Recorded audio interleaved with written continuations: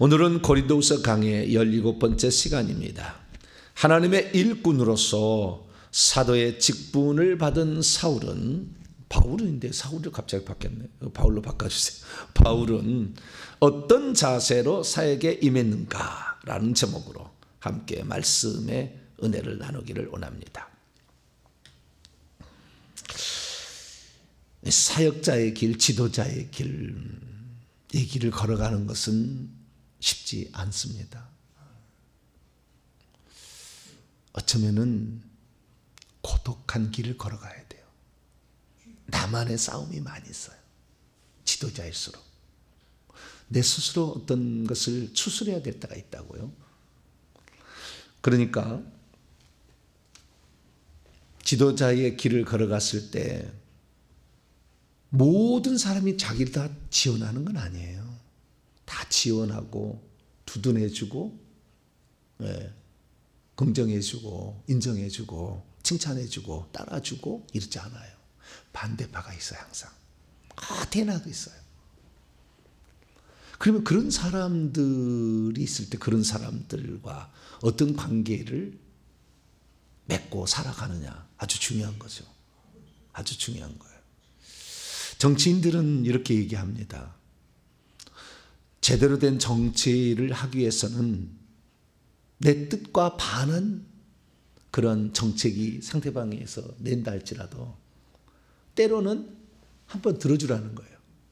한번 들어주고 그 다음에 내 것도 한번 얘기하고 그래야지 내 것만 일방적으로 맞고 너 것 틀리다. 그러면 정치 인생 끝난다는 거예요. 그래서 어떤 것은 자기가 원하지 않는 것이라 할지라도 기다려주고 참아주고 인정해 줄 필요가 있다는 거예요. 그래야 정치 오래 한다는 겁니다. 그렇게 못하면 정치를 못한다는 거예요. 근데 우리 목회자가 무슨 정치하는 것도 아니고 그러나 세상의 정치는 그렇게 한다고 그래요. 그렇지만 이런 어떤 지도자가 되었을 때 반대자가 항상 있어요. 없는 게 아니라니까요. 그 반대자를 어떻게 처리할 것인가. 이 문제가 아주 중요하고요.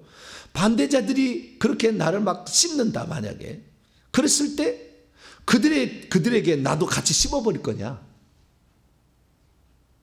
그럴 수 있어요. 왜냐하면 지도자는 권한이 있고 권력이 있잖아요. 그렇기 때문에 자기가 가진 권한으로 남을 씹어버릴 수가 있다고요. 얼마든지 이게 가능해요. 조금만 이용하면. 몇몇 사람들을 동원해가지고 씹어버리게 만들면 할 수 있어요. 다 이렇게 하면은. 왜? 내가 무슨 말해도 나를 따라올 사람이 있잖아. 그런 사람이 있기 때문에 그런 사람을 동원해서 그렇게 할 수가 있다고요. 그렇게 해야 되느냐? 사도 바울이 그런 문제를 써놨어요. 그래서 참 고린도후서 이것은 개인적 서신이지만 매우 중요한 그 고독한 그 지도자의 길에 어떤 길을 갈 것인가. 그러면 그 지도자의 길을 갔을 때 그렇게 나를 힘들게 하고 나를 괴롭히고 나를 비방하고 나에게 모욕을 주고 나에게 힘든 사람들을 어떻게 할 거냐 이거예요. 그런데 이 사람만이 그런 게 아니고 사역 자체가 또 사탄 마귀가 회방하는 게 있다고요. 왜? 정치인들이야 상대편의 그 사람들하고 이런 충돌로 그 사람들만을 잘 조정하고 그래서 오래 하려면 너 한번 들어주고 나 한번 또 하고 이런 식으로 해야 되는 거예요. 그래서 정치는 그래 오래 한다는 거예요. 그래서 예전에는 무슨 말이 있었냐면 그 정치인들이 함께 모여서 정책을 의논하는 자리에 가게 되면 우리가 보면 막 둘이 싸우잖아요. 네가 올려 내가 올려 마이크 까! 막 그러고 막 그러잖아요. 막 서로 싸우잖아. 그럼 저 사람들 어떻게 사냐. 그런데 그날 보면 둘이 술자석에 같이 있다는 거예요. 그 정치인들은 그래서 그 겉으로만이 아니라 안에는 또 기브앤테이크로서 이렇게 삶을 살아가지므로 또 한번 또 충돌 났지만 또 한번 또 다음을 또 계약해 봅시다 이렇게 한다는 거예요. 근데 그게 안 되면 정치 인생 끝나는 거예요. 근데 우리 주의 종들은 하나님의 사역자들, 하나님의 일꾼들은 사람도 그런 사람이 있어야 돼요. 그런 사람들과 관계를 맺고 살아야 되고, 또 하나는 악한 영들이 그 사역을 방해하는 거잖아요. 못하게. 그럼 그런 영적 싸움을 진짜는 그 악한 영들과 싸워야 되잖아요. 그런데 내가 사람하고 어떤 관계를 할 때 나를 괴롭히고 나를 힘들게 나를 비난하고 나를 못 살게 하는 사람들을 나도 할 수 있다니까. 권력이 있으니까 지도자는 할 수 있다니까. 그를 어떻게 해버릴 수 있는. 그래서 같이 이렇게 너가 하는 것처럼 나도 너에게 해주마 라고 이렇게 해버릴 수 있는데, 그렇게 해야 될 건가? 할 수 있는 것을 할 것인가? 이 문제에 대해서 깊은 고민을 해야 되는 거예요. 어떤 사람들은 진짜 그렇게 합니다. 나중에는 죽을 때 되게 후회하겠죠. 그렇게 살아온 것을. 왜냐하면 주님이 불꽃 같은 눈으로 감찰하고 있잖아요. 네? 네가 네 권력을 이용해서 남을 압제하는 용도로 너는 썼지 않느냐. 주님은 불꽃 같은 눈으로 우리를 지켜보고 있는 거예요. 세상 사람들이야 잘못하고 잘하고 이런 것들은 술 한 잔으로 풀 수가 있지만, 우리는 심판으로 그것이 결정나는 거 아니에요. 그렇기 때문에 바울이 자신을 대적하는 자들을 향하여 그가 갖는 그 마음을 어떻게 가졌는지를 하나님이 심판할 것이고, 또한 악한 영들이 그를 괴롭히는 그러한 상황에서 그가 어떻게 인내하고 그 고난을 겪어냈는가, 네? 그걸 이기기 위해서 어떻게 싸워왔는 것인가, 그것도 싸움도 정당한 싸움을 싸웠는가, 정당하지 않는 이런 싸움을 싸웠는가를 하나님이 다 심판하시는 거잖아요. 그렇기 때문에 이 생각이 많이 교차가 돼요. 지도자일수록 더 그렇습니다. 한 지도자를 맡다 보면 이렇게 되는 거예요. 그랬을 때 어떠한 길을 가야 주님께서 원하는 사람이 될 것인가, 그 내용을 오늘 본문 말씀이 우리에게 전해지고 있습니다. 하나님의 일꾼으로서 사도라는 직책을 받았던 바울이 과연 어떤 자세로 그 사역에 임하여 결국에 고린도 교인을 설득하고 고린도 교회에게 제대로 된 목회 사역을 감당할 수 있었는가, 이 부분에 관하여 오늘 말씀하고 있는 것이죠. 자, 우선은 목회의 길이나 사도의 길이나 또는 하나님의 일꾼으로서 작은 구역장부터 시작해서 다 어떤 직책이 주어지게 되잖아요. 그러면 반드시 나를 지지해 주는 사람이 있고 나를 반대하는 사람이 있다는 거죠. 이런 가운데서 과연 어떻게 생활해야 하나님 앞에 섰을 때 하나님과 사람 앞에, 양심 앞에 부끄럽지 않는 삶을 살았노라고 얘기할 수 있을까? 이런 거죠. 자, 오늘 본 말씀 6장 3절을 바울은 어떠한 자세로 살았는가, 항상 이게 마음의 염려가 되었다는 거예요. 자, 3절로 4절 전반부까지만 읽어봅니다. 시작. 우리가 이 직분이 비방을 받지 않게 하려고 무엇에든지 아무에게도 꺼리낌이 있는 것을 하지 않게 하고 오직 모든 일에 하나님의 일꾼으로 자천하였다. 그러니까 하나님의 일꾼으로 어떤 직분을 수행할 때 그 비방을 받지 않게 하려고 상대방 무엇이든지 상대방이든지 꺼리낌이 없게 흠잡을 데가 없는 사람이 되게 하여 무진장 노리겠다. 네가 나를 흠잡아야 너 가만두지 않겠어. 내 오른팔 왼팔을 써가지고 확 문질러버리고 진격해버릴 수 있어요. 권력자들은 가능합니다. 그런데 이것이 자기가 그런 능력을 가졌다고 해서 그렇게 확 그냥 권력을 이용해서 상대방을 압제를 하고 뒤로 가서 그냥 막 사람들을 부려가지고 괴롭히고 이렇게 할 수 있는데 그렇게 하길 않았다는 거예요. 그러면 그러면 그렇게 하지 않으면 어떻게 돼요? 반대 급부가 올라오잖아요. 그 급부가 올라온 것은 고난이에요. 고난. 시련이에요. 시련. 여러 시련들이 와요. 그리고 그 시련들을 바울은 어떻게 했을까요? 오히려 나를 괴롭히는 자들을 압제를 하고 막 이렇게 했을까요? 그 시련들이 10가지가 나와요. 10가지가. 그렇게 남을 막 너가 하는 것들은 나도 갚아주마 할까 해버리면 괜찮을 텐데 그렇지 않고 그런 것을 인내하게 되면 10가지 시련을 겪어야 돼요. 지도자는 이런 시련을 겪어가면서 비로소 지도자가 되는 거예요. 그 시련을 안 겪겠다고 막 사람 보내가지고 막 써가지고 막 이렇게 해버리면 지도자가 안 되는 거예요. 네. 그것이 권력을 유지하는 것 같지만 아니에요. 절대 그렇지 않아요. 절대 그렇지 않아. 그래서 사도 바울은 그래서 하나님 앞에 사람 앞에 거리낌이 되지 않도록 금잡을 데가 없도록 하기 위해서 무지한 예를 쓴 거예요. 그랬더니 10가지를 견뎌서 시련이 10가지나 있어. 자, 첫 번째, 4절입니다. 많이 견디는 것과 환난과 궁핍, 일반적인 이런 어려움들을 겪어야 해서 환난, 압박에 대한 환난, 궁핍, 궁핍이라는 것은 여기서 고생이라고 했나요? 고생과 고난, 곤고함, 곤란함, 이런 것들을 첫 번째 겪어 일반적인 어려움 4가지를 견뎌야 했고요. 그 다음에 3가지 아주 진짜 박해 고통들을 이겨냈어요. 3가지 진짜 고통들이 있어요. 그게 뭐냐면 매맞음, 갇힘, 난동이에요. 매맞음이 무엇입니까? 폭행을 당하는 거 아니에요? 폭행. 빌립보에서 폭행을 당했잖아요. 그 감옥에 갇혔잖아요. 나중에 씻겨주고 막 그랬잖아요. 피가 막 흥건히 나와가지고 간수가 와가지고. 그 다음에 갇힘, 투옥되는 거, 투옥질. 그래서 빌립보 감옥에 갇혔는데도 뭐 했어요? 찬양하고 기도했다잖아요. 그래, 네가 나를 폭행해야 내가 로마 사람인데 너 가만 안 두겠다 해가지고 그걸 죽여버린 게 아니라 그것을 받아들여요.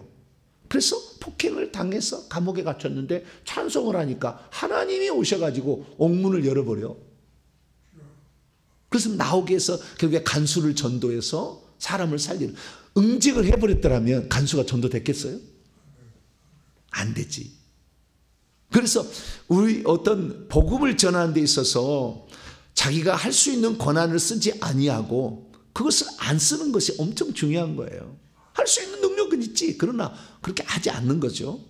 그래서 이런 갇힘, 투옥됨, 빌립보에서만 갇히는 게 아니라 나중에는 예루살렘에서 붙잡혀서 가이사랴 감옥에도 갇히게 되고 로마 감옥에도 갇히게 되잖아요. 그리고 갇히게 됨. 그 다음에 세 번째는 난동이죠. 난동은 폭동이라는 거, 정치적인 소요를 가리키는 거예요. 그러니까 유대인들이 가는 곳마다 와서 소동을 일으켰잖아요. 이건 이방인도 전하지 못할 풍습을 전한다. 유대인들이여 가만히 있느냐, 이거 할례와 성전을 무시한다, 이놈을 죽여라. 계속 난동을 부렸어요. 사람들이 와서. 비시디 안디옥에도 유대인들이 이고니아 루스트라에서는 돌로 쳐 죽였어. 루스트라에서는. 빌립보에서도 당했죠. 데살로니가에서도 당했죠. 고린도까지 비난을 받았죠. 나중에 에베소에서, 나중에 예루살렘까지 가서도 이렇게 많은 난동의 사태를 이렇게 겪게 됩니다. 그래서요, 하나님의 종의 사역자의 길을 간다는 것은 죽을 때까지 어려움이 있다니까요. 시련을 이겨내야 돼. 이런 시련들을. 물론 그 시련 가운데 오냐, 네가 나한테 그렇게 해야 내가 너를 가만두지 않게, 그렇게 할 수도 있어. 그러나 주님이 불꽃 같은 눈으로 보고 있잖아. 응? 주님이 불꽃, 너에게 권력을 준 것이 네가 성질대로 살으라고 권력을 준 거예요? 그렇게 쓰면 어리석은 자가 된다니까, 결국에. 그래서 이런 시련들을 겪어낸 거예요. 이런 시련들을 겪어내고, 그 다음에 마지막으로는 자발적으로 어떤 그 복음을 위해서 스스로 안 해도 되는 것을 복음을 하다 보니까 하는 것들이 있어요. 그런 시련들이. 첫째는 자지 못함, 수고로움이네. 수고로움. 노동과 사역으로 인하여 피곤함이에요. 원문에 피곤한 거. 그 다음에 자지 못함, 수면 부족이죠. 먹지 못함, 굶주림, 영양 부족이죠. 복음을 열심히 전하려면요, 피곤합니다. 피곤하지 않을 수가 없어. 잠을 다 남이 잘 것 자고 일할 수 없다니까요. 저는 한때 젊었을 때죠. 제가 이렇게 일을 하다가 저녁에 쫙 들어오면은 저희 집사람하고 애들하고 어렸을 때 애들이 새근새근 자고 있는 거예요. 그걸 보면서 내가 무슨 생각을 했느냐, 나도 저렇게 밤이 되면 잠을 잤으면 좋겠다. 나도 밤이 됐으면 저렇게 새근새근 밤이 되면 자고 아침 되면 일어나면 좋겠다. 그런 생각. 나도 언젠가는 편히 잘 날이 오겠지. 저는 시킨 것만 하지 않았어요. 그분이 나에게 말한 의도가 뭔가를 생각해봐. 응? 나에게 말한 담임 목사님, 나에게 말한 의도를 생각해봐. 신경 쓰지 않도록 내가 해드리자. 신경 쓰지 않도록. 다음에는 절대 이 문제로 걱정하지 않도록 유사한 문제를 내가 처리해 보겠다. 고민을 해. 여러 가지 방법을 해봐. 그러면은 시간이 지나가 계속. 그래서 잠잘 시간이 부족해. 하다 보면 그래도 해보자. 하나씩 해보는 거죠. 최근에는 잠 못 자는 것 문제에서는 이미 포기했어요. 이제는 말씀을 준비하다 보면은 1시, 2시는 예사하죠. 예사가 되는 거예요. 일찍 자면 되지 않겠느냐 그렇게 말할 수 있잖아요. 해보세요. 일찍이 그 잠이 자진 않아. 하나라도 내가 제대로 전하지 않으면 저는 이 설교를 편집하지 않잖아요. 내 말 하나 자체가 실수하면 영원히 남는 기록이다. 그리고 듣는 사람이 혹시 잘못 들으면 그 책임져야 되잖아, 내가. 아무런 나하고 상관없는 사람들이 저희 교회 성도도 아니어도 이 새벽에 이 말씀을 듣는 사람이 있어요. 전 세계에서 듣는 사람입니다. 저는 그래서 말씀을 증언할 때 우리 성도들만 들으라고 쪼잔하게 얘기하지 않아요. 전체가 다 생각해서 얘기합니다. 얘기하는데 이 말에 실수가 되지 않도록 본문에 대한 1차적 해석을 잘못하면 문제가 생겨. 본문의 그 상황에 들어가서 1차적 해석을 해야 돼. 그 다음에 나의 상황을 적용해야 되죠. 설교를 못한 사람 보면은 1차적 해석만 딥다하다 끝내버려, 설교를. 지금 나의 고민한 상황이 접목되지 못하게 말을 못하는 거예요. 이 설교자에 아주 중요한 거예요. 1차적 상황을 파악해야 돼. 1차적 상황은 전혀 파악하지 않고 이 본문의 상황은 빼버리고 자기 말만 하면은 나중에 뭐라면 저 양반은 자기 말만 한다고 그래, 듣는 사람은. 1차적 상황을 정확히 얘기해줘야 저게 하나님 말씀이라고 인정을 해주는 게 우선. 그 다음에 내 얘기가 들어가줘야 어떻게 해요? 저 얘기가 나의 얘기나 알아지는 거죠. 이게 미묘한 차이예요. 아주 중요해요, 설교자가. 됐다, 여기 성경 공부만 하고 자빠진 사람도 있어, 설교 시간에. 성경 공부만 하고 끝내버려.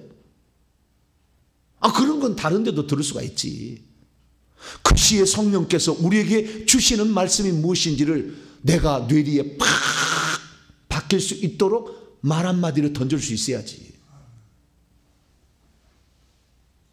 그러려면 이 말이 그냥 막 나옵니까? 저 같은 경우는요, 아주 평범한 말만 하잖아요. 저는 막 아주 여러 아주 미래한 무슨 수사 이런 구를 쓰지 않잖아요. 어떤 목사님들 보면은 참 신기해요. 그런 것을 아주 평범하게 써, 막 말을 할 때. 근데 나는 초등학생도 알아들을 수 있는 수준으로 말해. 어떤 분이 제 설교를 평가를 해놓은 어떤 분이 있었어요. 있었는데요. 그 중에 하신 분이 참 재미가 나는데, 옥하는 목사님 설교는 대학생 수준의 설교다, 이렇게 하는데, 근데 정보배 목사는 고딩 1타 강사다. 그래서 고등학생도 충분히 들을 수 있는 수준인데 수준은 매우 높다, 이렇게 얘기를 써놨어요. 왜 그러면 내가 이렇게 평범한 언어를 사용하느냐? 이것은 저의 약점이에요. 제 약점이라고. 왜냐하면은 제가 시골에 농사 짓는 부모 밑에서 이 초등학교도 안 나왔어, 두 분이 다. 부득이하게 그렇게 됐어요. 우리 큰아버지도 대학 나오고 작은아버지도 대학 나오는데 우리 아버지는 학교를 안 갔어. 근데 우리 아버지만 안 간 게 아니라 둘째 작은아버지도 안 간 거예요. 그래서 할 말은 없어. 왜냐하면 옛날은 큰아들만 가르치면 다 밑에 동생들 다 먹여 살린다고 그래서 큰놈만 보냈어요. 옛날에는 학교를. 그래서 큰아들은 했어. 큰아들은요. 큰아들 그냥 큰아버지죠. 이 큰아버지는 재벌이 재벌. 돈을 어마어마하게 많이 가지고 있어서 화순 탄광을 샀어요. 오직 여기 경안도 지역이 아닌 저 밑에 내려가서 그 탄광을 가지고 있는 유일한 거예요. 화순 탄광이라. 그 탄광의 CEO입니다. 논을 팔아서 샀어요. 그 정도 논이 많았어. 큰 집이. 근데 막내는 어땠느냐? 이 막내는 통을 팠다고 그래요. 학교를 안 보내주면은 네, 학교 보내줘, 학교 보내줘, 학교 보내줘. 도지사를 했어 그 양반 나중에. 네. 우리 아버지는 일자무식이야. 일자무식으로 태어나가지고 우리 아버지는 둘째 할아버지가 돌아가셔가지고 첫째 할아버지 밑으로 들어갔기 때문에 어쩌면 양자 이거 친자가 아니죠. 그래서 가난한 그런 집에서 태어났어요. 가난한 집에서. 일자무식이에요. 일자무식. 일자무식이니까요. 재산도 별로 주지 않았어. 그러니까 공부를 하는데 중학교 때까지 전과를 사본 적이 없다니까. 필승실이지 완전 정복실이지 그것을 싸본 적이 없어. 근데 시험을 낼 때는 꼭 선생님이 거기서 내잖아요. 그거 사보라고. 네? 그럼 어떻게 해야 돼? 시험 보기 전에 빌려봐야 돼 미리. 네? 남들 놀 때 이렇게 해야 된다고. 그래 이것은 무엇을 말합니까? 어렸을 때는 아라비안 나이트도 안 읽어봤어요. 소공자도 안 읽어봤어. 나는 안 읽어봤어. 어린 왕자도 안 읽어봤고, 네? 그냥 전래 동화도 안 읽어봤어. 학하고 뭐하고 이렇게 음식을 먹는 거 있죠. 두루미 있잖아요. 뭐 넣는데 그런 그 동화 이런 책도 하나도 안 읽어봤어. 나는 이솝우화도 안 읽어봤다니까. 왜냐하면은 언제 읽어봐? 학교 갔다 오면은 망태 가가지고 꼴에 가다가 두엄을 만들어서 농사를 지어야 되는데. 겨울 되면 밖에 나가서 속갱이 갔다가 걸어갔다가 그렇게 해야지. 언제 공부를 집에 책이 없자니까 책이. 이 책이 없었어요 나는. 제가 만약에 어렸을 때 책을 읽었다면 진짜 말을 잘할 사람이 됐을 거예요. 근데 나는 어떻게 해요? 너무 가난한 집에 태어났기 때문에 어릴 때 이건 책이 없어. 그러니까 미사 여구를 사용할 게가 없어요 제가. 그래서 오직 폼으로 하잖아. 할렐루야. 폼으로. 왜? 바디랭귀지밖에 쓸 수가 없잖아. 할 수 있는 언어가 짧으니까. 그러다가 어느 날 성경을 봤어요. 성경을. 근데 성경은 생명의 말씀이잖아요. 얼마나 달콤하겠어요. 암송을 다 해버려 나는. 그래서 이걸 다 그 상황으로 다 들어가. 그래서 들어가. 어떻게 해서 이런 상황이 발생했을까? 다 들어가 봐. 다 이렇게. 네. 그렇게 해서 여기에 말씀을 이용하기 때문에 내가 사용할 수 있는 이솝우화, 전래동화, 그 다음에 무슨 백선 이런 무슨 그 좋은 책들. 네? 제가 대학에 국어 공부를 왜 갔겠어요? 하도 책을 안 읽어봤으니까 내가 문학 전집이라도 읽어봐야 되겠다. 백치아다다를 좀 읽어봐야 되겠다. 네? 산업방 손님과 어머니 이런 걸 좀 읽어봐야 되겠다. 네? 제가 그래서 국어 공문학을 갔다니까. 왜? 책을 읽는 게 없었으니까. 그런데 대학에 들어가서 읽는 책은 남는 것이 없더라고. 남는 게 없어. 어렸을 때 읽었어야 돼. 근데 어렸을 때 읽는 것은 없어가지고 제가 어렸을 때 읽는 것은 자연밖에 못 읽었어요. 맨날 일하러 가야 되니까. 그런데 저는 자연에 살면서 자연의 소리를 들었어요. 왜? 일을 가기는 가야 되니까. 그러면 가다가 보면은요, 아침에 떠오르는 햇빛에 풀잎에 이슬이 맺혀가지고 떨어질까 말까 하니까 하얀 물에 내 얼굴이 비춰보면 내가 그게 보여. 요렇게 보고 요렇게 보고. 가다가 내가 멈춰서 자연하고 내가 친구 삼았어요. 그래서 그 이슬 하나를 제가 보면서 요 이슬이 이렇게 생겼구나. 그러면서 그 청초로만 그 아침의 이슬을 바라보면서 깨끗한 게 이런 거구나. 어렸을 때 교회 학교 가면은 다윗과 골리앗이나 나만 잘 맨날 들었겠지. 근데 나는 그거 들은 적이 없잖아. 그래서 자연을 친구 삼았어요. 자연을. 그래서 자연을 바라볼 때마다 제가 아파서 쓰러질 모를 때 항상 아파트의 그 단지에 있는 그 조경이 있잖아요. 그걸 보면서 가다가 내가 멈춰서 그 친구하고 대화를 해. 대화를. 옛날에 했기 때문에 자연하고. 그것이 나의 교과서였어요. 그렇기 때문에 나는 이게 말할 때 좀 더 친근적인 그런 감이 나오는 거예요. 그러나 이것을 약점이라고 생각한다고 한다면 말 못하지, 남 앞에. 왜? 나는 쓸 수 있는 용어가 적으니까. 그러나 나는 오히려 그것이 나를 더럽히면서 세상에 이용하고 막 이렇게 교활한 방법으로 나를 가져갈 때 나는 감사해. 오히려 자연을 통해서 나는 배운 것이고 쓸 수 있는 언어가 많지 않기 때문에 순수함 그 자체로 나는 얘기할 수 있다. 할렐루야. 그래서 더 호소력 있는 말은 안 할 수 있다. 너무 멋진 말을 안 쓰지 않아도 그걸 할 수 있다고 생각하는 거죠. 그래서 이 바울은 이 자신의 삶에 이 어떤 주어진 환경 속에서 그것을 나는 잠재우지 못한다. 내 언제 이거 때려치야 돼. 새벽 기도 좀 때려치야지. 아이고 나 새벽에 일어나기 힘들어 죽겠는데 언제까지 새벽 기도를 해야 되나. 그렇게 살면 행복하겠어 안 되겠어? 안 걸려 죽겠지. 이 맡겨진 이 시간 하나를 소중하게 여겨서 여기에 정성을 들이고 여기에 사랑을 들이게 되면 누군가는 하나님이 들을 사람을 만들어주잖아요. 할렐루야. 누군가 들을 사람을 만들어줘. 네?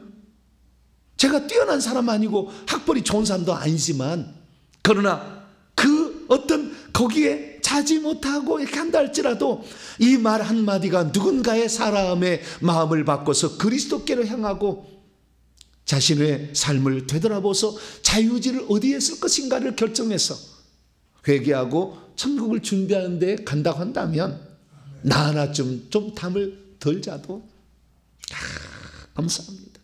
나에게 하나님 이 기회를 주신 하나님, 나에게 이 기회를 주신 하나님, 나같이 부족해서 아무것도 할 수 없어. 내가 만약 공부를 어릴 때부터 많이 우리 아버지가 부자해가지고요. 그래서 제가 어렸을 때 우리 동네에 조합장이 있어요. 조합장이 동네에 살았어요. 조합장 집에 가면은요, 그 집에 놀러를 갔는데 놀러를 간 이유는 뭐냐면 그 집에 가면은 거실에가 이런 이 전래동화, 그 다음에 서양 무슨 동화 이런 것이 시리즈로 딱 돼 있는 집이 있어. 책이 있었어. 조금이라도 한번 읽어보려고 거기에. 그러면 조금 읽고 있으면은 시째야 시째야. 제가 제 셋째 아들이거든요. 어디 가냐 일 가야 되는데. 네. 그래서 제가 못 읽었어요. 그래도 하나님 감사합니다. 내가 하나님 말씀은 그랬어요. 다른 것은 몰라도 하나님 말씀은 내가 잊어버리지 않고 내가 잘 전하겠습니다. 누구든지 물어봐도 성경 어디에 그거 있으니까 보시라 이렇게 얘기할 수 있는 수준. 다른 것은 몰라도. 그리고 성경을 공부하다 보니까요, 야 역사가 얼마나 재밌는지 몰라. 이야기 하나하나가 얼마나 재밌는지 몰라. 그 안에 영화를 한번 찍어봐봐요. 얼마나 재밌는지 몰라. 많은 이야기들을 해놓을 수가 있어. 여기에 보니까. 그래서 그냥 역사, 이스라엘의 역사를 그냥 창세기부터 쫙 역사 그렇게 재밌어요. 역사는 항상 반복이 되거든요. 해보면 역사는 항상 반복이 돼. 그래서 그 공부를 자기가 얼마나 재밌는지 몰라. 그래서 제가 하는 얘기 들어보면 사람들이 그냥 너무 재밌대. 할렐루야. 재밌대. 왜? 실제로 그 장면에 제가 들어가서 꼭 주인공처럼 내가 살아보거든. 네. 그래서 이런 것, 그런 모든 것들을 생각해 볼 때 다 잠잘 거 다 자고, 네. 먹을 거 다 먹고 그렇게 할 수는 없어요. 요즘에 참 감사한 것은 제가 쓰러지지 말라고 제가 몇 번 쓰러졌더니 요즘에는요 어떤 분이요 장어도 보내와. 집으로 어떻게 알았는지 주소를. 그래서 장어도 쳐드시고 있어요. 그래서 내가 힘이 나니까요 요즘에 저를 보고 목사님 얼굴에는 빛이 납니다 그래요. 그래서 그래요 할렐루야 장어 기름입니다. 야, 먹는 것은 사도 바울 생각하면 내가 감사를 너무 해서 자지 못하면 좀 비슷한데 먹지 못하면 이분은 복음 전하려고 뭘 제대로 먹지도 못해. 나중에 선교 지교회가 없었잖아요. 그래서 선교원금이 안디옥 교회에서 중단되자 그 다음부터 어떻게 해요? 수고로 일해야 됐잖아. 일을. 텐트 만드는 일 했잖아. 중간에. 선교장은 가기 팀을 이끌고 다니는데 책임을 져야지. 거기에 디모데도 있고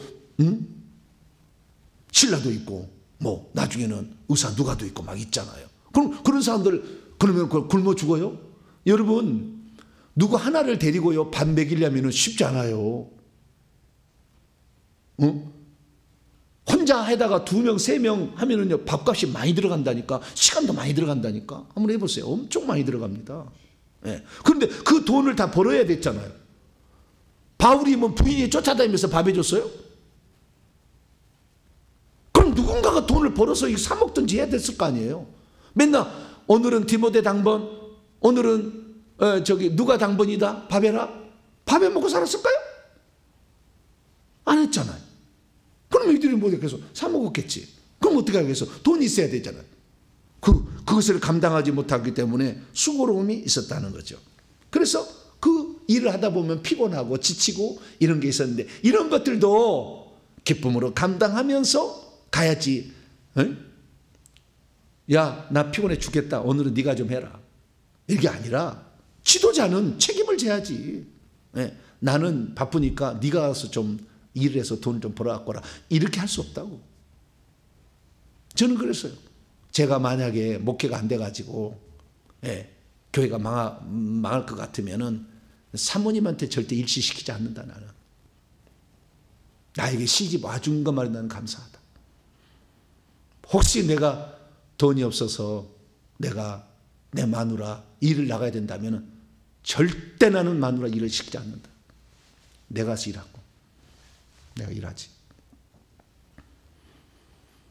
나 같은 못난 사람, 나 같은 배우지 못한 사람, 나같이 약한 사람을 남편으로 선택했던 그 사실 자체에 나는 감사하다. 당신만큼 절대 그런 직장에 나는 내몬지 않겠다. 나는 마음 결정했어요. 근데 이제까지 마누라 일 시킨 적이 한 번도 없어. 아르바이트 안 보내봤어. 한 번도. 각오를 했어요. 내가 나를 믿고 온 거잖아. 성경에 보니까 천사의 머리는 여자의, 여자의 머리는 남자의, 남자의 머리는 그리스도의, 그리스도의 머리는 하나님이라 돼 있잖아요. 책임을 져야지. 지금까지 내가 이 시골에 이렇게 많이 왔다 갔다 해서 한 번도 나 운전 시켜본 적이 없어. 당신 가만히 쉬어. 내가 할 거야. 지금까지. 내가 감당해야 될 걸 감당해야지. 나는 힘들다, 피곤하다.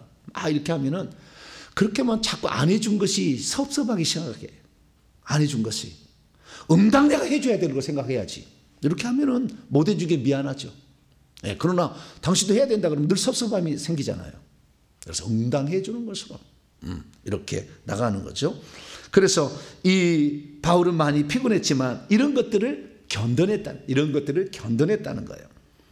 그리고 그렇게 하면서 결국에 그럼에도 불구하고 상대방에 괴롭히지 않냐, 이런 많은 시련들을 겪어냈으면서도 신앙의 미덕들을 계속 지켜왔어요. 신앙의 미덕들이 8가지가 나와. 6절부터 7절까지 상자를 보려면, 첫째는 깨끗함, 순결하게 살아요. 순결하게 살아.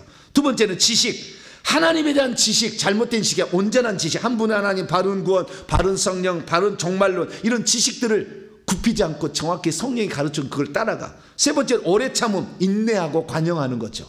인내하고 관용해줬어. 자비함, 불쌍히 여기고 긍휼히 여기면서 가는 거예요. 나쁘지 악하게 하지 안 했다니까. 신앙의 미덕들을 지켜야 한다. 다섯 번째는 성령이요. 성령의 뭐요? 성령을 의지하고 성령의 인도를 받고 성령의 은사와 능력을 가지고 이렇게 살아온 거예요. 저도 이렇게 말씀을 증거하는데 얼마나 성령을 저는 간절히 의지한지 몰라요. 성령께서 깨우침을 줘야 깨닫게 되는 거지, 이게 지식만 갖고 되는 게 아니더라고. 그래서 그 성령이 나를 깨우쳐 줄 수 있도록 그 성령을 존중해주는 그런 마음. 그 다음에 거짓이 없는 사랑, 위선적이지 않았다는 거잖아요. 위선적으로 아이고 사랑합니다 말이 속으로는 호박씩 하면서 그렇지 않다는 거죠. 진리의 말씀, 진실성 있는 말을 했다는 거죠. 진실성 있는 말, 하나님의 능력, 지식이나 언변 능력이 아니라 하나님이 주신 능력으로 하려고 몸부림을 쳤다는 거잖아요. 그래서 이런 8가지 모진 시련 가운데서도 신앙의 미덕을 지켜가면서 자신의 직분을 수행했더니 하나님이 나의 달려갈 길을 다가고 믿음을 지켰으니 나를 위하여 하늘에 면류관을 준비해 주시더라. 할렐루야. 그렇게 얘기하잖아요. 근데 참 충격적인 게 하나 있었어요. 이번에 처음 봤어요. 7절 보니까 여러분 7절 하나님의 능력까지는 전부 전치사가요. 4절 많이 견디는 것부터 이 하나님의 능력까지는 전부 n이에요. n 그 다음에 명사형이 붙었어요. n 견딤, n 환난. 그러니까 많은 견디는 것 안에서, 환난 안에서, 궁핍 안에서, 고난 안에서, 진리의 말씀 안에서, 하나님의 능력 안에서, 그리고 바뀌어 여기서 헬라를 보면, 원문을 보면 그 다음부터 디아예요. 무엇을 통하여, 수단이고 어떤 갖고 있는 어떤 것이죠. 그 갖고 있는 어떤 것이 3가지예요. 디아가 3가지 나오는데 무엇을 통하여 무엇을 가지고 라는 것이, 첫째는 의의 무기, 두 번째는 영광과 욕됨, 세 번째는 악한 이름과 아름다운 이름, 악평과 호평, 영광과 욕됨, 존중과 비방, 그 다음에 의의 무기를 왼쪽과 오른쪽에 갖고 있었다. 좌우에, 오른손과 왼손에. 아유, 나는 깜짝 놀랐어요. 하나님의 사도로서 하나님 일을 가려면 무기를 양손에 장착하고 있었다는 말을 이제 저는 알거든요. 제가 해보니까 그 무기가, 하나는 오른손에는요 칼이 들고요, 왼손은 방패가 들어요.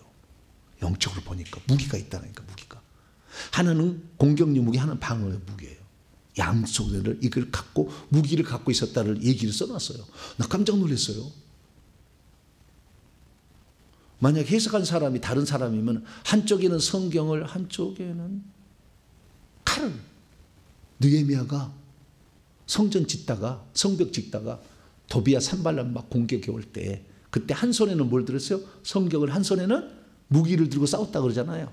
그렇게 해석할 수 있겠으나 저는 영적으로 들어가 보니까 영적 싸움에 승리하려면은 영적 무기가 있어야 되는구나. 무기를 장착하고 있었구나. 그래서 한 개는 장착해야 돼. 두 번째는 감수해야 될 게 2가지가 있는데, 때로는 영광스러운 일도 되지만 때로는 비방의 욕을 먹을 수도 있다. 그래서 감내해야 돼. 얘가 이거 하는 것에 대해서 욕하는 사람이 있다니까. 그래서 욕먹을 각오를 해야 된다 그 말. 예. 잘했다 말할 수 있지만 악한 이름, 아름다운 이름, 나쁜 평판을 들을 수 있고 좋은 평판을 들을 수 있어. 누구에게 비난을 듣고 누구에게 칭찬을 들을 수 있나, 그걸 감내해야 돼. 내가 하는 모든 일을 다 지지해 주지 않아. 어떤 것은 비난하는 사람도 있어. 그래도 그 비난을 들을 수 있는 사람이 되어야 된다 이거죠. 그래서 이 좌우에 가지고 있었던 것이 무기만 갖고 영적 무기만 갖고 있는 것이 아니라 영광과 욕됨, 나쁜 평판과 좋은 평판을 다 감수하기를 각오를 했더라는 거예요. 그랬더니 하나님이 그를 위대한 사도로 쓰여줬다는 거죠. 그렇기 때문에 하나님께서는 그를 어떻게 보시느냐, 세상 사람들이 볼 때는 속이는 자 같고, 무명한 자 같고, 죽은 자 같고, 징계를 받는 자 같고, 근심하는 자 같고, 가난한 자 같고, 그 다음에 아무것도 없는 자 같이 보이지만 하나님께서는 바울을 어떻게 평가하고 있었느냐, 참되고 유명한 자고, 살아있는 자고, 죽임을 당하지 아니하고, 항상 기뻐하는 자고, 다른 사람을, 많은 사람을 부유하게 하고 모든 것을 가지고 있는 자로 하나님은 평가해 주신다. 할렐루야. 이것을 알았다는 거죠.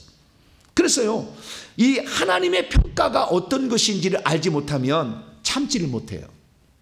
저는 제가 가는 모든 길에 하나님의 심판이 있어서 평가가 있는 날이 온다. 반드시. 그날 나는 바라보며 갑니다. 그래서 현재 혹시 내가 하는 일에 대해서 올바른 평가를 안 해준다 할지라도 거기에 대해서 너무 그냥 막 신경 쓰지 않고 하나님 앞에 내가 오늘 선다 할지라도 어떻게 하나님은 나를 평가해 주실 것인가, 이것을 생각해서 주님이 기뻐하시는 일을 내가 하고 있다. 그런다 한다면 나는 오늘 나쁜 평판을 얻는다 할지라도 오늘 그 길을 가리라. 내가 이렇게 제가 하나님 말씀만 전하면 비난 안 받는데 귀신 전하니까요 별 얘기가 다 들어와. 2단 3단까지 해가지고 작년에도 고소했어. 우리 노예 저를. 그거 2단이 아니냐고. 2단은 지옥 가게 하는 거라고. 회개해서 천국 가게 하려고 그렇게 몸부림친 사람을 그렇게 2단이라 얘기하면 안 되지. 그렇지만 그렇게 한 사람이 있어요. 어떻게 하겠어요? 하나님이 나를 착하고 충성된 종아 그렇게 여겨주면 지금 내가 성령께서 나에게 들려준 음성이 사랑하는 종아 걱정하지 마라. 내가 너를 지켜주고 보호할 거니까. 누가 너를 비방하든지 너는 내 말을 전하라. 성령에 저는 그 음성을 들어가며 그래요 주님 내가 한 번 죽지 두 번 죽는 건 아니고 내가 살아있을 때 주님의 말씀만 증언하다 가야지. 교단이 심어준 교리만 가르치고 그래서 뭐 교단에 내가 칭찬 듣고 나는 그런 거 아니겠습니다. 기왕 내가 목사로서 이 땅에 살아가는데 나는 주님의 말씀 그대로 가감없이 우리 교단의 신학자들 안 따라가고 성경 말씀대로 가겠습니다. 저는 오직 주님이 나의 방패요 내 발의 등이요 내 길의 빛이십니다. 내가 가는 험난한 길에 폭풍 몰아치는 길에 주님이 나의 선장이시고 나의 앞길을 인도하시는 유일한 빛이십니다. 항상 그런 마음을 갖고 그렇게 가는 거예요. 그러다 보니까 저같이 부족한 자도 들어줄 사람이 생겼어 어느 날. 네. 30년을 목사가 돼서 30년을 살아보니까 이제는 들어줄 사람이 생긴 거예요. 이게 한 길을 계속 가지 않았다면 불가능했을 거예요. 하다가 아닌 게 비어 또 세상에 또 직장도 구해보고 막 이랬으면 이거 안 못 갔을 거예요. 죽으면 죽으리라 각오를 하고 하나님이 나를 인정해 준다고 한다면 하나님 앞에 내가 부끄럽지 않은 삶을 살리라 이렇게 갔더니 하나님께서 어느 순간에 하나님 기뻐하는 자라고 사람들이 인정해 주는 그런 시기도 얻으라는 거죠. 바울도 그런 거예요. 그래서 부탁을 합니다. 고린도 교회들에게 11절 12절 고린도 일인들이여 너희를 향하여 우리의 입이 열려졌고 우리의 마음은 넓어졌다. 왜? 너희들이 나를 괴롭힌다 할지라도 너희들의 잘못을 용서하고 포획할 준비가 우리는 다 돼 있다. 너희가 우리 안에서 좁아진 것이 아니라 오직 너희 심정에서 좁아진 것이다. 이게 뭡니까? 너희가 옹색해서 나를 받아들이지 않은 것이다. 13절 내가 자녀에게 말하듯 하노니 내가 너희를 내 자녀에게 말하듯 하노니 나를 보답하는 마음으로 너희도 우리가 마음을 넓혀서 너희들을 받아줄 준비가 되어 있듯이 너희들 마음을 한번 넓혀봐라. 왜? 내가 너희를 전도해서 세운 영적 아비가 아니더냐. 내가 그 누구보다도 내가 너를 잘 아는데 너의 잘못을 그래도 영적 아비로서 책망하면 그 책망을 들을 수 있는 수준은 돼야 되지 않겠느냐라고 얘기를 하는 거죠. 마음을 넓혀라. 옹색해지지 말라. 네, 그렇게 말하고 있는 거죠. 그래서 이 바울은 말합니다. 너희들 스스로가 계산 따져봐서 옹색해서 작아진 것이지 내가 너희들 그렇게 한 게 아니다. 너희들도 우리처럼 마음을 넓혀서 넓혀라. 이렇게. 바울이 옹색했으면 한 교회에서만 목회하지. 거기서만 하지. 거기서 인정받으면 되잖아. 다 여러 가지고. 어제도 그런 거예요. 목사님은 참 귀하신 분이에요.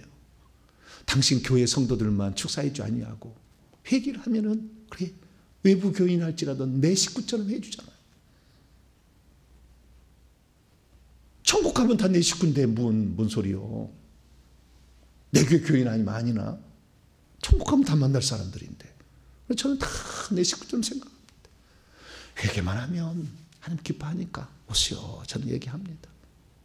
비록 지금 올해는 사람들이 많이 차가지고 그래서 시간이 없어서 못하지만 내년부터는 절하할 수 있을 거예요. 영적 권세가 올라가고 있고 더 짧은 시간에 더 올 수 있는 시간적 확보도 더 되고 있으니까.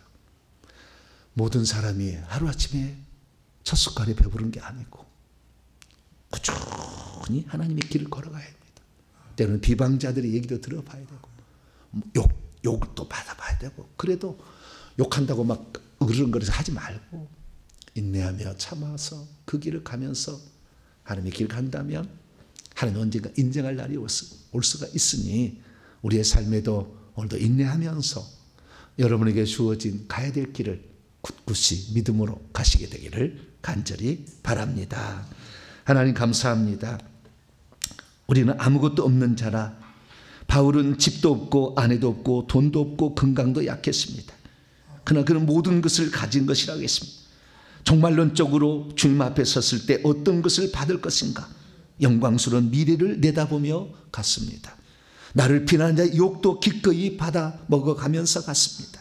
하나님, 우리들도 우리가 주의 일을 한다 하지만 모든 사람이 나를 칭찬할 수 없으니, 그러나 하나님 앞에서 내가 부끄럽지 않다면 오늘도 그 길을 갑니다. 하나님, 이 세상에 존재하는 자그마한 소규모 공동체랄지라도 지도자들이 됐을 때 그 길을 가는 그 고통을 잘 견뎌서 하나님이 인정해 주는 그런 사람이 다 되도록 역사해 주옵소서. 우리 주 예수 그리스도의 이름으로 기도하옵나이다.